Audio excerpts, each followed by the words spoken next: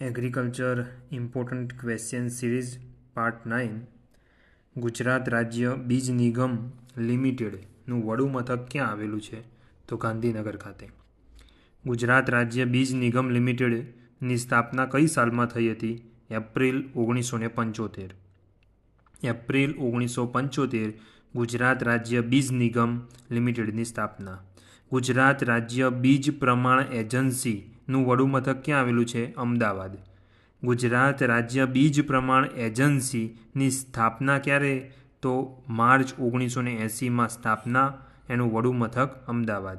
જ્યારે ગુજરાત રાજ્ય બીજ નિગમનું વડું મથક જે છે ગાંધીનગર અને સ્થાપના એપ્રિલ 1975. ગુજરાત રાજ્ય કૃષિ બજાર બોર્ડનું વડું મથક ક્યાં આવેલું છે? ગાંધીનગર. ગુજરાત રાજ્ય કૃષિ બજાર બોર્ડની સ્થાપના મે 1960માં થઈ હતી. સરદાર સરોવર યોજના કેટલા કિલોમીટર લંબાઈ ધરાવે છે? તો સરદાર સરોવર યોજના 532 કિલોમીટર લંબાઈ ધરાવે છે. સરદાર સરોવર યોજનાનો શિલાન્યાસ કોને કર્યો હતો? તો પંડિત જવાહરલાલ નહેરુએ. સરદાર સરોવર બંધની ઊંચાઈ કેટલા કિલોમીટર? 163 મીટર ઊંચાઈ છે. સરદાર સરોવર બંધની ઊંચાઈ 163 મીટર. ગુજરાત એગ્રો ઇન્ડસ્ટ્રીઝનું વડું મથક કયું છે? ગાંધીનગર. ગુજરાત એગ્રો ઇન્ડસ્ટ્રીઝનું વડું મથક કયું? તો Gandhinagar. Gujarat agro industries corporation લિમિટેડની સ્થાપના કઈ સાલમાં થઈ હતી? 1969. ગુજરાત એગ્રો ઇન્ડસ્ટ્રીઝ કોર્પોરેશન એનું વડું મથક ગાંધીનગર અને એની સ્થાપના 1969. Gujarat state fertiliser and chemicals limited GSFCનું વડું મથક વડોદરા છે અને તેની સ્થાપના 1962માં થઈ હતી. GSFCનું વડું મથક વડોદરા, સ્થાપના 1962. Gujarat state fertiliser and chemical limited. Gujarat state fertiliser and chemical limited કંપનીમાં ખાતર બનાવવાની ઉત્પાદન એટલે ખાતરનું ઉત્પાદન કરવાની શરૂઆત ક્યારે થઈ? તો 1967ની અંદર. સ્થાપના 62માં, ખાતર બનાવવાની શરૂઆત 1967. કૃષિ જીવન સામાયિક કઈ કંપની બહાર પાડે છે? તો GSFC. GSFC બરોડા ત્યાંથી કૃષિ જીવન સામાયિક બહાર પડે છે. કૃષિ જીવન સામાયિક જે છે એ મંથલી બહાર પાડવામાં આવે છે, બરાબર. દર વર્ષે મંથલી માસિક બહાર પાડવામાં આવે છે. 1969થી આ શરૂઆત કરેલી છે. 1969થી દર વર્ષે માસિક આ કૃષિ જીવન સામાયિક બહાર પાડવામાં આવે છે. Gujarat Narmada valley fertiliser and chemical limited GNFC Bharuch ખાતે આવેલું છે. GNFC જે છે એ ભરૂચ ખાતે આવેલું છે અને Gujarat Narmada fertiliser and chemicals limited એની સ્થાપના જે છે એ 1967ની અંદર થઈ છે. Gujarat Narmada valley fertiliser and chemicals limited જેની અંદર ખાતર ઉત્પાદન કરવાની શરૂઆત 1982માં થઈ હતી. 1982માં.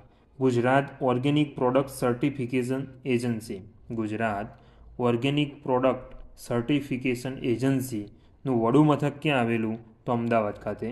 અને ગુજરાત ગ્રીન રિવોલ્યુશન કંપનીની સ્થાપના ક્યારે થઈ? તો મે 2005ની અંદર. GGRCની સ્થાપના 2005. ગુજરાત ગ્રીન રિવોલ્યુશન કંપની GGRCનું વડું મથક વડોદરા છે. ભારતની સૌથી મોટી સહકારી સમિતિ કઈ છે? તો ઇફકો. ભારતની સૌથી મોટી સહકારી સમિતિ કઈ છે? તો IFFCO. Indian farmer fertiliser cooperative લિમિટેડની સ્થાપના ક્યારે થઈ હતી? 1967માં.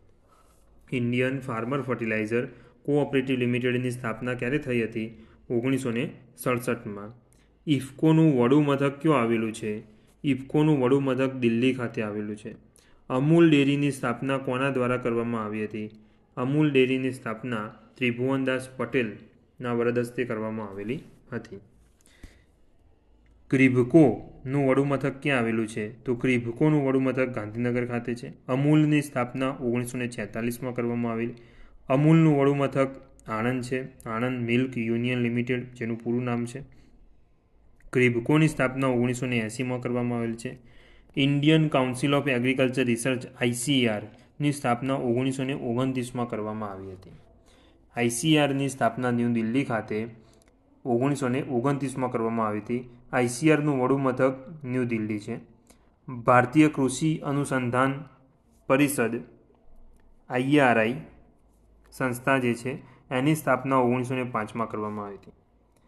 પૂસા નામે ઓળખાતી સંસ્થા કઈ છે? તો IARI. પૂસા નામે ઓળખાતી સંસ્થા કઈ? તો IARI, Indian agriculture research institute. IARIનું વડુ મથક ક્યાં આવેલું? તો નવી દિલ્હી, ન્યૂ દિલ્હી ખાતે. બરાબર. ભારતની પ્રથમ કૃષિ યુનિવર્સિટી ગોવિંદ વલ્લભ પંત કૃષિ યુનિવર્સિટી GBPOAT જે ઉત્તરાખંડ ખાતે આવેલું છે. આણંદ કૃષિ યુનિવર્સિટીની સ્થાપના 2004. BA college of agriculture Anand agriculture university જેની સ્થાપના 1947માં થઈ હતી. અનુભવ સીડ્સ જે છે બિયારણ એ આણંદ એગ્રીકલ્ચર યુનિવર્સિટી બહાર પાડે છે.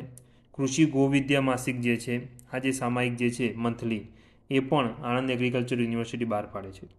સરદાર કૃષિનગર દાંતીવાડા કૃષિ યુનિવર્સિટીની સ્થાપના 2004 જેનું વડુ મથક બનાસકાંઠા છે. સરદાર કૃષિનગર. જૂનાગઢ કૃષિ મહાવિદ્યાલય કોલેજની સ્થાપના ક્યારે થઈ? તો 1960ની અંદર.